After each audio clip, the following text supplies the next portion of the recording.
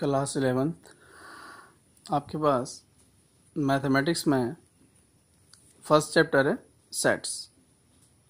The first chapter of NCERT in class 11 is sets. तो हम लोग इसमें क्या करेंगे, सेट के बारे में थोड़ा जानेंगे कि सेट क्या होता है, कैसे बनता है और इसकी क्या डेफिनेशन है। तो सबसे पहले बात करें सेट की। तो सेट होता है आपका, a set is a well defined collection of objects. A set is a well defined collection of object. जो सेट होता है आपका, सेट एक क्या होता है सेट मतलब एक कलेक्शन होता है आपका। सेट क्या है आपका? एक कलेक्शन है वेल डिफाइंड ऑब्जेक्ट्स।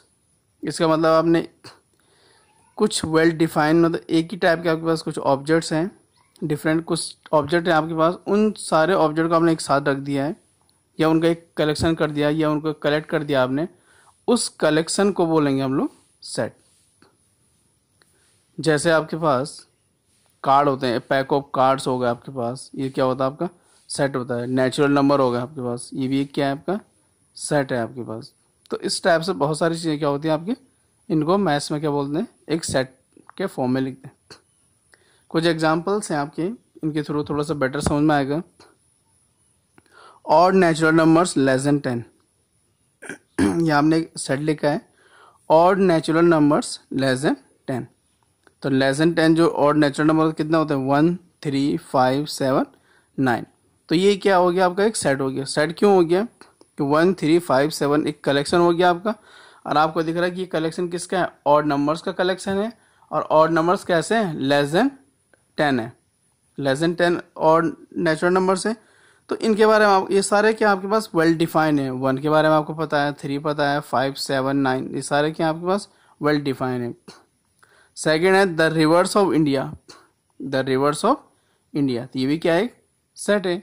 आपको पता है कि इंडिया में कौन कौन से रिवर्स हैं और कौन से रिवर इंडिया के अंदर है, कौन से रिवर आउटसाइड द इंडिया। तो ये क्या हो गया आपका? वेल डिफाइन हो गया। जैसे मैं आपसे बोलूँ कि नाइल्स रिवर क्या है आपके पास, Niles river outside the India, यानी इंडिया में बिलोंग नहीं करती है। ऐसे आपसे कोई पूछे कि गंगा, जो गंगा रिवर है वो इंडिया में बिलोंग करती है, तो ये क्या हो गया आपके पास? सेट हो गया। ऐसी थर्ड है आपके पास the vowels in the English alphabet. अब इंग्लिश अल्फ़ाबेट में आपको पता है कितने वोवल्स होते हैं? 5 वोवल्स होते हैं, नेमली ए, ई, आई, ओ, यू। तो ये भी क्या हो गया आपके पास से? सेट हो गया, क्योंकि इन सब के बारे में आपको अच्छे से पता है। ये सारे क्या है आपके? वेल डिफाइंड कलेक्शन है आपके पास। ऐसी है इसमें वेरियस काइंड्स ऑफ ट्रायंगल्स। अब जितने भी काइंड्स के ट्रायंगल्स होते हैं उनका अगर हम एक साल कलेक्ट करके रख दें तो वो क्या बन जाएगा आपके पास? फिर से एक सेट बन जाएगा। ऐसे इसमें प्राइम फैक्टर्स ऑफ 210। 200 एक नंबर है, इसके प्राइम फैक्टर। तो आपको पता है कि जो प्राइम फैक्टर्स होते हैं किसी भी कंपोजिट नंबर के, जो प्राइम फैक्टर्स होते हैं वो क्या होते हैं? यूनिक होते हैं, नेमली 2, 3, 5, 7। तो ये इसके क्या हो गए? प्राइम फैक्टर्स हो गए। तो ये इनका कलेक्शन भी क्या हो जाएगा आपके पास? सेट हो जाएगा। इसमें कुछ है the following may be noted, कुछ लिखा हुआ इसमें, ये आपको नोट समझने के लिए ज़्यादा बेटर है। फर्स्ट है objects, elements and members of a set are synonymous terms है, यानी कि ये सारे ऑब्जेक्ट्स, एलिमेंट्स एंड मेंबर्स ये किसी भी सेट के क्या है? एक ही टाइप के टर्म्स है, ये सिमिलर टर्म्स है। आप उसको ऑब्जेक्ट्स भी बोल सकते हैं, आप उसको एलिमेंट्स भी बोल सकते हैं, और आप उसे मेंबर्स भी बोल सकते हैं। जैसे मैंने अभी कहा ए, ई, आई, ओ, ये क्या है? 5 वॉवल्स हैं। तो इनके जो ये ए, ई, आई, ओ, यू है, ये क्या है सारे आपके पास? इनको आप ऑब्जेक्ट भी बोल सकते हैं, इनको आप एलिमेंट्स भी कह सकते हैं, और इनको आप मेंबर्स भी बोल सकते हैं किसी एक सेट के। सेकेंड है sets are usually denoted by capital letter. जितने भी सेट्स होते हैं उनको हम लोग कैपिटल लेटर से डिनोट करेंगे।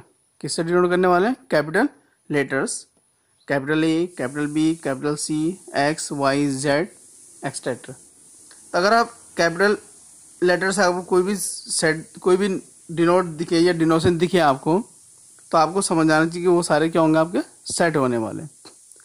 अब आपके माइंड में एक क्वेश्चन आता है कि अगर सेट को कैपिटल लेटर्स से डिनोट करते हैं तो इनके जो मेंबर्स हैं या ऑब्जेक्ट्स हैं या एलिमेंट्स हैं, इनको किस लेटर से क्या करेंगे हम लोग, डिनोट करने वाले हैं। तो किसी भी सेट के एलिमेंट्स को, the elements of a set are represented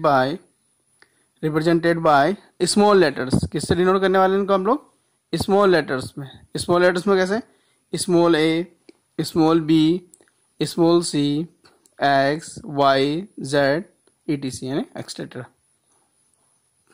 इस टाइप से कुछ फेमस या मैथ्स में कुछ फेमस आपके पास क्या है सेट हैं, या कुछ फंडामेंटल सेट्स हैं जिनके पास जो बहुत ज़्यादा क्या है प्रोमिनेंट हैं, फेमस हैं, वो given below are the some important represented sets in mathematics. First है आपके पास कैपिटल एन।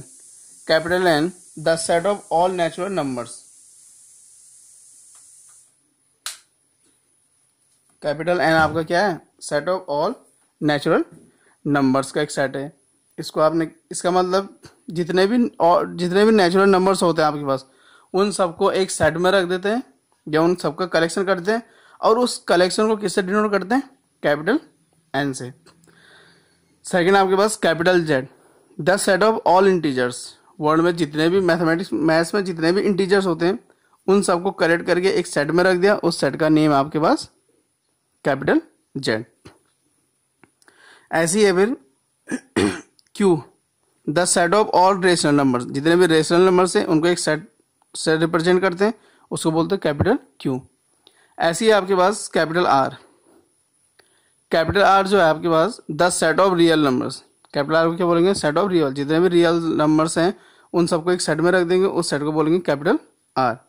ऐसी है आपके पास Z plus the set of positive integers. Z से किसको डिनोट करते हैं, इंटीजर्स को। तो इंटीजर में नेगेटिव भी होते हैं और पॉजिटिव भी होते हैं, लेकिन कैपिटल जेड प्लस में क्या हो जाएगा आपका, ओनली इंटीजर्स। ऐसी आप में से बहुत से माइंड मारोगे तो नेगेटिव इंटीजर्स को उसको किससे डिनोट करेंगे, तो नेगेटिव इंटीजर्स को आप जेड और उसके ऊपर माइनस से डिनोट कर सकते हैं। ऐसी है Q plus the set of positive rational numbers. Q किसको डिनोट करता है, सेट ऑफ रेशनल नंबर्स को डिनोट करता है। तो क्यू प्लस किसको डिनोट करेगा, पॉजिटिव रेशनल नंबर्स को। ऐसी लास्ट में आपके पास आर प्लस। आर प्लस किसको डिनोट करेगा, the set of positive real numbers. R किसको डिनोट करता है, सेट ऑफ रियल नंबर्स को करता है, तो आर प्लस किसको करेगा, the set of positive real numbers. अब आपके बाद किसी के माइंड में यह आ रहा होगा कि किस टाइप से किसी भी कलेक्शन को आप सेट कब नहीं बोलने वाले। ये तो आपको पता है, जब वो वेल डिफाइंड नहीं होगा। डेफिनेशन क्लियर बोल दी कि the collection a set is a collection of well defined collection of objects. ठीक है, आगे देखते हैं। अगेन अगर इसमें थोड़ा सा समझें, the collection of 5 most talented batsman in cricket. Cricket में अगर मैं आपसे बोलूं कि आपको 5 मोस्ट टैलेंटेड बैट्समैन के नेम बताने हैं या आपको उनका कलेक्शन करना है, तो ये सेट होगा या नहीं होगा, इज नॉट ए सेट। ये सेट नहीं होगा, because the criterion for determining a batsman as most talented may vary from person to person.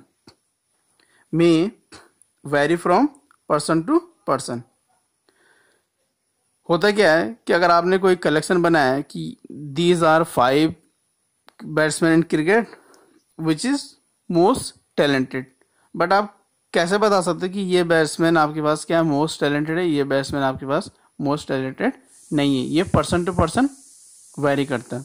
किसी पर्सन को कोई बैट्समैन टैलेंटेड लगता है, बहुत अच्छा लगता है, किसी को बिल्कुल अच्छा नहीं लगता। तो ये क्या है, इसमें यूनिकनेस नहीं है, इसके लिए कोई फिक्स्ड क्राइटेरिया नहीं है। Thus it is not A well defined collection.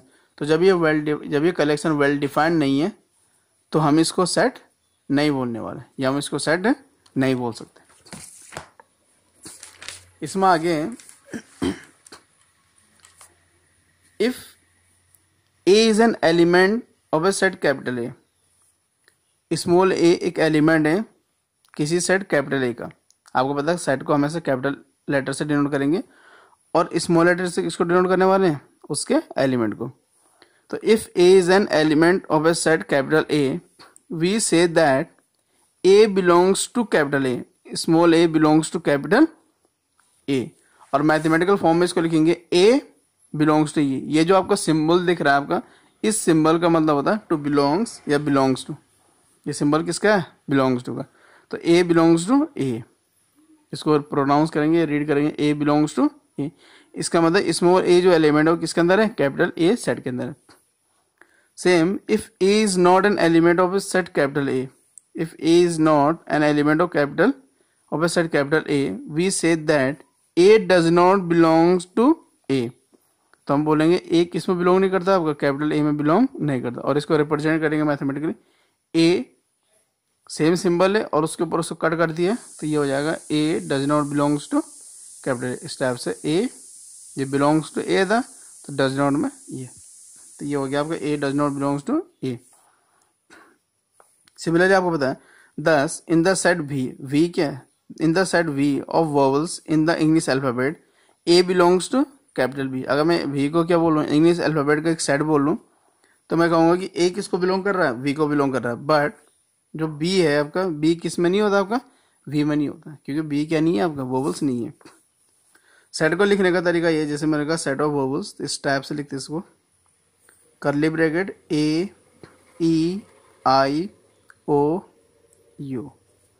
तो आपको ये दिख रहा होगा कि इसमें 5 एलिमेंट्स आपके पास, how many elements are there, 5, A E I O you.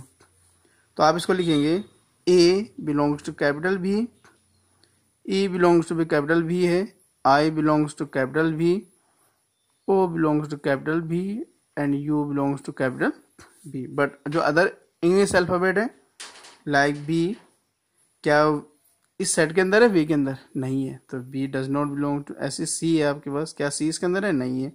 D है, क्योंकि डी वोवेल्स नहीं है, तो किसके अंदर नहीं आएगा, वोवेल्स के अंदर नहीं आएगा। तो बाकी सारे अदर क्या हो जाएंगे आपके, बिलोंग्स टू जाएंगे। तो किसी ये सेट है आपके पास कैपिटल भी इक्वल टू, और सेट को जब डिनोट करेंगे तो उसको कर्ली ब्रैकेट, मेंबर्स को हमेशा कर्ली ब्रैकेट के अंदर लिखे जाते हैं, वन थिंग। और उनके बीच में क्या पुट कर देते हैं, उनको सेपरेट करने के लिए उनके बीच में कॉमा पुट कर देते हैं। जैसे ए ई आई ओ यू है, तो इनके बीच में क्या है आपका, कॉमा है। इससे क्या पता चलता है, ये सारे एक दूसरे से क्या है, सेपरेटेड है। ऐसे अगर मैं एक सेट लिखूं, और जैसे आपके पास कैपिटल एन था, सेट होने इस टाइप से 1 2 3 4 5 6 7, और ये चलता रहेगा आपके पास। तो ये क्या हो गया आपका, सेट ऑफ नेचुरल नंबर्स हो गया। ऐसे आपके पास capital R mean set of real numbers. तो रियल नंबर्स इनफाइनाइट होते हैं, तो -3, -2, -1 0 1 2 3 4। तो ये सब क्या हो गया आपके पास, सेट ऑफ रियल नंबर्स हो गया। ऐसे आपके पास बहुत सारे सेट है आपके पास। जेड प्लस क्या था, सेट ऑफ पॉजिटिव इंटीजर्स। तो पॉजिटिव इंटीजर क्या हो जाएगा, 1 2 3 4 5 6 एंड सो ऑन। तो इस टाइप से ये सेट को रिप्रेजेंट करने का क्या है, एक वे है, एक तरीका है, और यही क्या होता है आपका सेट। इसके बाद नेक्स्ट वीडियो में हम पढ़ेंगे रिप्रेजेंटेशन ऑफ सेट्स, कि सेट को किस टाइप से रिप्रेजेंट किया जाता है। आई होप कि आपको ये समझ में आया होगा। और साथ में अगर आपको कोई डाउट है, कहीं भी किसी भी पॉइंट में आपको समझ में कोई प्रॉब्लम हो रही है, तो आप मुझे कमेंट करके पूछ सकते हैं, या आप मुझे पर्सनली पूछ सकते हैं। Thank you.